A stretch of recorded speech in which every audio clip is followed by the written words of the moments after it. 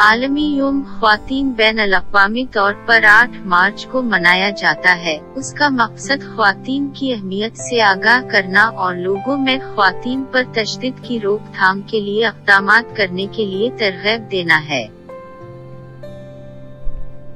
ख्वातीन के पस मंजर को देखें तो हमें मालूम होता है कि अमेरिका में ख्वातीन ने अपनी तनख्वाह के मसाइल के मुताल्लिक़ एहतिजाज किया, लेकिन उनके उस एहतिजाज को घड़सवार दस्तों के जरिए चल दिया गया। फिर 1908 में अमेरिका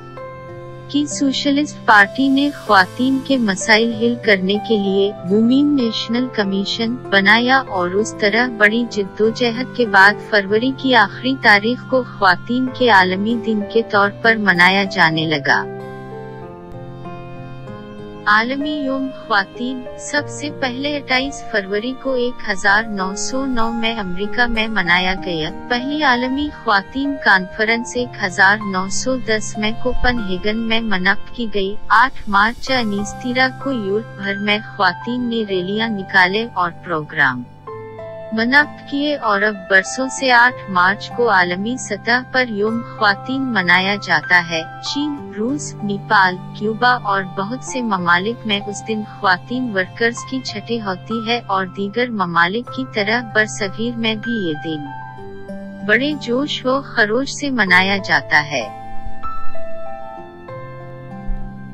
लेकिन एक सवाल ये पैदा होता है कि क्या किसी दिन को किसी के नाम से मना लेना क्या उसके तमाम हक़ अदा कर देता है, जैसा कि आजकल Father's Day, Mother's Day, Children's Day, Teachers' Day, मजदूर डे वगैरह सिर्फ एक दिन मनाए जाते